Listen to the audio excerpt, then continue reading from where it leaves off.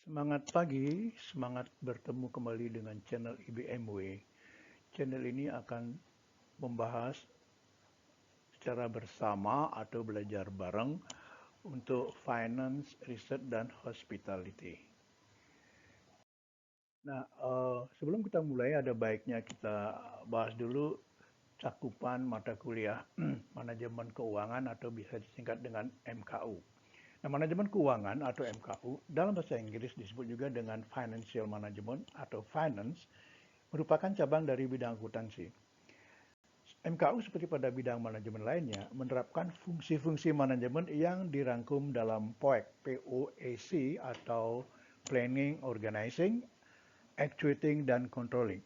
Jadi, MKU akan mengkaji semua fungsi-fungsi manajemen tersebut dalam konteks keuangan. Kita lanjutkan bahasan kita mengenai pemahaman tentang manajemen keuangan. Jadi, manajemen keuangan mencakup perencanaan untuk mendapatkan dan menggunakan dana dengan tujuan memaksimalkan nilai perusahaan. Perencanaan berarti bahwa perusahaan merencanakan sumber-sumber pendanaan yang paling efisien untuk perusahaan dan mengalokasikan sumber-sumber dana tersebut pada aktivitas atau proyek yang menghasilkan pendapatan yang biasa disebut dengan positive net present value. Dalam pelaksanaan pengalokasian dan penggunaan sumber-sumber dana tersebut, harus dilakukan pengendalian atau dipantau agar sesuai dengan tujuan perusahaan. Kita lanjutkan dengan tujuan manajemen keuangan. Ya, ada beberapa tujuan dari manajemen keuangan, yaitu yang pertama tentu memaksimalkan kekayaan pemilik. Nah, pemilik perusahaan menanamkan modal dananya untuk meningkatkan nilai kekayaannya. Pemilik perusahaan rasional dalam menanamkan dananya, yaitu akan menanamkan dananya pada perusahaan yang memberikan pendapatan atau return. Pendapatan atau return ini akan meningkatkan nilai perusahaan. Selanjutnya, memaksimalkan pendapatan perusahaan. Dalam persaingan yang ketat pada saat ini, dengan manajemen keuangan, perusahaan diharapkan mampu untuk meningkatkan pendapatan perusahaan. Peningkatan pendapatan perusahaan dapat dilaksanakan dengan meningkatkan harga atau harga tetap, namun efisiensi internal perusahaan ditingkatkan. Memaksimalkan hasil investasi, jadi tujuan selanjutnya adalah memaksimalkan hasil investasi dengan perkembangan pengetahuan pada manajemen keuangan. Sumber-sumber dan teknik pendanaan menjadi lebih bervariasi. Dan tujuan lain dari manajemen keuangan tentu harus bertanggung jawab sosial yang disebut dengan tanggung jawab sosial dari perusahaan, yaitu bahwa perusahaan menawarkan barang dan jasa yang memberikan kepuasan pada konsumen dan di sisi lain tidak merusak lingkungan fisik atau fisik. Dan dalam manajemen keuangan akan dikaji juga mengenai konflik kepentingan. Yang pertama tentu ada konflik kepentingan antara manajer dengan pemilik. Konflik kepentingan yang terjadi antara manajer dengan pemilik bila manajer tidak sepenuhnya menjalankan mandat yang dibebankan oleh pemilik kepada manajer perusahaan. Manajer perusahaan menjalankan perusahaan untuk tujuan pribadinya. Apa tujuan pribadinya? Salah satunya adalah meningkatkan pemanfaatan aset-aset perusahaan untuk kepentingan pribadi. Selanjutnya ada konflik kepentingan antara pemilik dengan kreditur. Kreditur memberikan dananya untuk dipergunakan oleh perusahaan dengan tujuan memberikan hasil yang memadai yang didapat dari perusahaan dengan tingkat risiko tertentu. Pada sisi lain, pemilik ingin mendapatkan dana murah dari kreditur. Konflik ini terjadi bila setelah mendapatkan dana dari kreditur dengan bunga setahun misalnya 8%. Namun setelah mendapatkan dana ini, pemilik perusahaan meminjam dana sejumlah tertentu pada kreditur yang lain. Dampak dari penambahan utang ini adalah risiko perusahaan meningkat sebagai akibat dari penambahan dan beban tetap yaitu bunga yang Selanjutnya ada konflik kepentingan antara perusahaan dengan pasar uang. Sumber dana eksternal yang didapat oleh perusahaan adalah melalui pasar uang. Bila perusahaan dalam upaya pemenuhan dana dari pasar uang tidak mengungkapkan atau disclose dengan sebenarnya tentang prospek perusahaan, mengakibatkan terjadinya konflik kepentingan.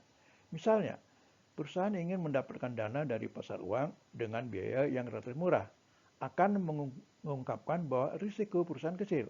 Dengan layar perkataan memiliki perusahaan yang memiliki prospek yang baik. Pengungkapan informasi yang menyesalkan ini karena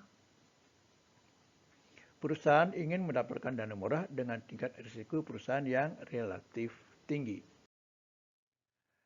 Selanjutnya, konflik kepentingan antara perusahaan dengan masyarakat. Kegiatan perusahaan yang bergerak di bidang pariwisata akan memberikan tekanan sosial pada masyarakat. Tekanan sosial misalnya, tamu-tamu yang didatangkan tidak menghormati adat kebiasaan setempat. Masyarakat pada satu sisi ingin agar adat warisan nenek moyang dihormati. Untuk mengurangi konflik ini, perusahaan dapat memberikan informasi pada tamunya tentang hal-hal yang peka bagi masyarakat dan perusahaan memiliki peraturan perundangan yang prinsip-prinsip manajemen keuangan. Ada 3 prinsip yang lazim diterapkan pada manajemen keuangan, yaitu prinsip investasi atau investment principle. Prinsip ini menyatakan bahwa dalam melakukan investasi, perusahaan hendaknya menentukan tingkat return atau hasil minimal yang diharapkan dari aktivitas investasinya. Jadi harus ditetapkan hasil minimal yang diharapkan dari investasinya. Tingkat hasil yang minimal ini lazim disebut dengan hurdle rate. Prinsip pendanaan atau financing principle. Pendanaan perusahaan dapat dilakukan dengan modal sendiri atau biasa disebut dengan ekuitas sama dengan atau equity, dan utang jangka panjang atau long term debts. Perusahaan harus menentukan proporsi pendanaan antara ekuitas dan utang jangka panjang untuk proses proyek investasi yang akan dilaksanakan oleh perusahaan. Selanjutnya, prinsip dividen principle. Dengan prinsip dividen, perusahaan harus menjaga keseimbangan antara jumlah dividen yang didistribusikan kepada pemilik dan yang ditahan di perusahaan untuk tujuan pengembangan perusahaan. Bila dividen didistribusikan terlalu kecil, akan mengecewakan pemilik yang dapat mengakibatkan konflik. Sebaliknya, bila dividen dibagikan terlalu besar, akan mengakibatkan tingkat pertumbuhan perusahaan menjadi kecil, sehingga pengembangan perusahaan menjadi. Selanjutnya kita akan lanjutkan dengan teknik analisisnya. Teknik analisis yang lazim diterapkan di manajemen keuangan adalah yang pertama, time value of money, nilai waktu uang. Seperti diketahui bahwa arus kas yang terjadi pada waktu yang berbeda-beda. Waktu yang berbeda-beda ini berdampak pada nilai uang yang diterima atau dibayarkan oleh perusahaan. Sebagai ilustrasi, bila perusahaan akan menerima uang sebesar 100 juta tahun depan dengan hurdle rate 8% per tahun, berapa nilai uang itu sekarang? Sebaliknya, bila perusahaan menanamkan dananya sekarang sebesar 100 juta dengan bunga majemuk per tahun 8%, berapa yang akan diterima oleh perusahaan pada akhir tahun ketiga? Teknik analisis selanjutnya adalah pemahaman informasi laporan keuangan. Laporan keuangan yang lazim dipersiapkan oleh perusahaan adalah laporan rugi laba, neraca, dan laporan arus kas serta catatan atas laporan keuangan. Dengan memahami informasi pada laporan rugi laba, manajemen keuangan dapat mengetahui sumber-sumber pendanaan perusahaan, biaya-biaya operasional yang terjadi untuk menghasilkan penjualan perusahaan, beban-beban tetap yang harus dibayar setiap tahun untuk jangka waktu tertentu, dan laba yang didapat. Selanjutnya adalah penilaian kekayaan perusahaan atau valuation. Nilai kekayaan perusahaan yang dicantumkan pada neraca ditentukan berdasarkan pada pendekatan penilaian yang diterapkan oleh perusahaan. Pada neraca misalnya, tercantum nilai surat berharga jangka pendek 50 juta rupiah. Bagaimana surat berharga ini dinilai berdasarkan harga pasar atau nilai nominalnya? Aktiva tetap yang dicantumkan di neraca misalnya dinilai berdasarkan harga historis, sedangkan persediaan dinilai berdasarkan nilai pasar. Nah, dalam perkembangannya, manajemen keuangan menghadapi beberapa tantangan. Ya, yang pertama adalah pasar modal yang berkembang. Tentu saja pasar modal yang ada di seluruh dunia, khususnya di Indonesia, mengalami perkembangan yang demikian pesat ya karena kemajuan ekonomi.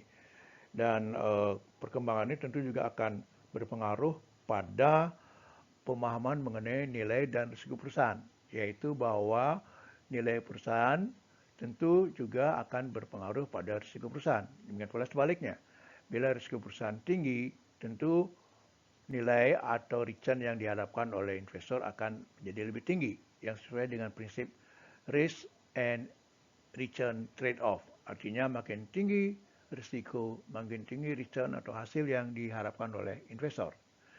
Tantangan selanjutnya adalah sumber dana hibrida.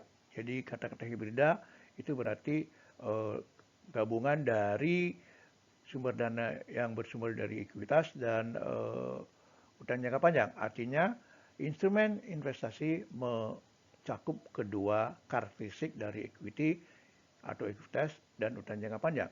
Contohnya misalnya